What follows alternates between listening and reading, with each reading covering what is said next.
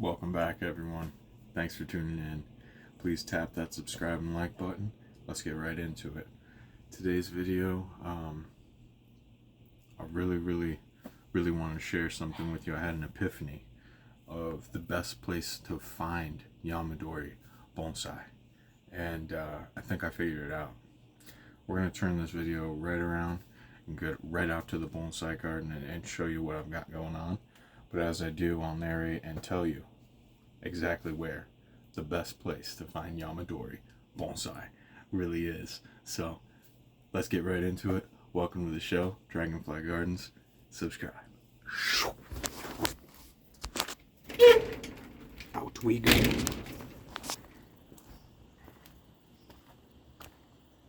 Here we are. The newest member, the Yamadori bonsai.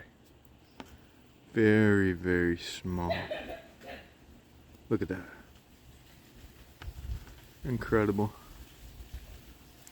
Okay. Along with this one. Not exactly sure what pine species this is. Could be a black pine. I don't really know my pines too well, but the reason I picked this one up is it just has this little curve to it that can only be achieved with nature. Just a slight curve. You can tell an example of a man-made curve is this, and you see the wire marks. It's just ugly on this maple. Doesn't look like nature, and I'll probably end up just cutting it, clipping it all off, starting fresh next year, because I'm not happy with that. But the subtle curve here is very nice. See, the subtle curve it naturally did with its root is very nice there. So you can tell that a lot of times you try and wire for that curve and everything like that, but really the hand of nature, and then just clipping back and regrowing from that new shoot is giving you, it'll give you that slight curve that you're looking for. And I just realized I haven't even given away the secret. So the secret is the best place to find Yamadori bonsai is on the side of a pathway. So any pathway in the woods will do, but the best type of pathway in the woods would be on the edge of a evergreen or a pine forest. In the pine forest, even if it's mostly just like bald cypress or something you wouldn't want as a bonsai particularly, there will still be these types of trees, which is obviously not a bald cypress. This was collected from the edge of a bald cypress pine forest. Beautiful. Cascade. Not even sure what type of pine, but I know it's not a bald cypress. It's like it's got to be something else, because the needles are much smaller. I'm working on identifications of these evergreens, pines, spruces, fir trees, all the different types of evergreens, and I will get better, but for now my knowledge is pretty limited. I'm also collecting them from the wild, so it's not like they're coming with a ID tag or anything like that. But yeah, I mean, there's your secret. That I realized the best place to collect them, and these are all collected from the edge of a pathway, on the edge of a pine forest, and they're just all beautiful specimens. The one today that I was most excited about is this one. It's my only, well, besides for this one, which I don't really like, this is a micro maple bonsai. That's like a micro size. Micro size to me would be about 1 to 2 inches, maybe even 3 inches, but that's pushing it to me. About 1 to 2 inches is a micro for me. This is a pretty decent micro, but I don't, I mean, it's a maple. It's been in there for, I think, 3 years. It's decent, but this micro right here really does it for me. This is, I think, if I had to guess, it'd be a spruce variety. Um, Collected right on the side of a pathway. And the reason that the side of the pathway is a really ideal spot to get these Yamadori bonsai is because on the side of a pathway, these little trees will germinate and then people will step on them. So it'll cause them to snap, and then they'll grow back shorter. So that's what happened to this one right here. This may be a bald cypress pine. I'm not 100% sure, but you can tell that the way it's candling and back budding, and the trunk size versus the branch size, it had to have been snapped back there many times to get this shape.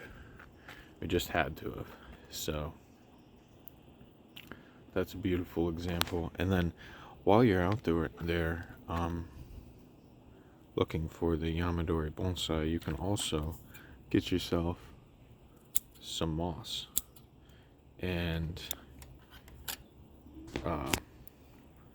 there's no better place to get the moss than from the wild, because you can find all these different types of mosses and then combine them. Like you could see here, I've got this hairy moss,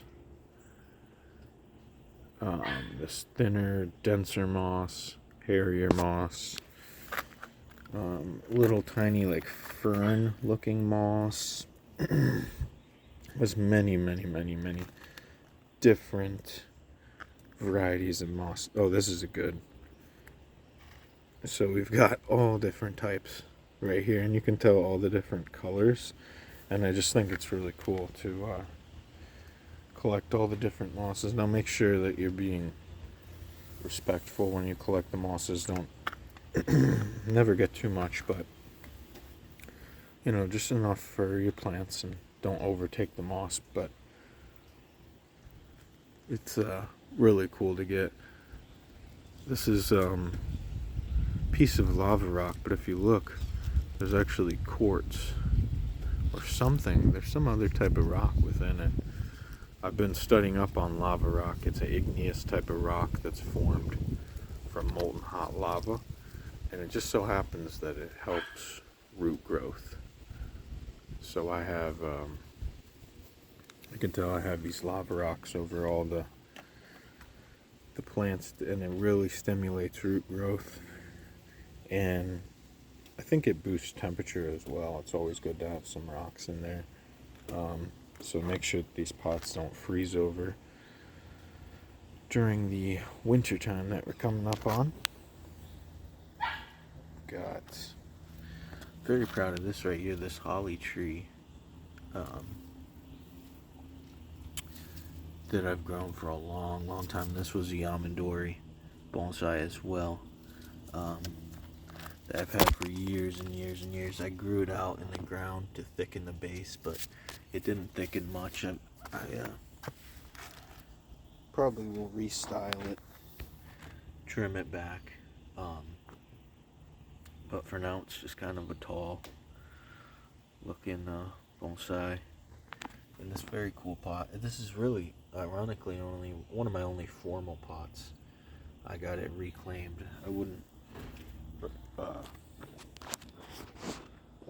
recommend buying an actual bonsai pot, but I think we'll just wrap it up here. I'm gonna just do one more minute and then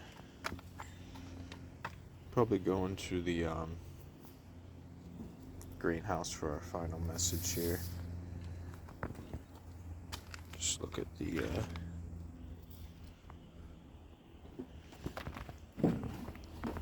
this is also a Yamadori bonsai. So really, when you think about it, all my plants, pretty much 98% of the plants are Yamadori bonsai. I think it's the best way to go, and it will give you more robust plants as well, because most of them will be native or invasive species that are gonna be really strong. But yeah, thank you for watching. Hope you enjoyed the content. Please tap that subscribe and like button if you did, and there'll be more nature content on the way. Thank you, everyone. Have a great day. Most importantly, keep growing. Peace.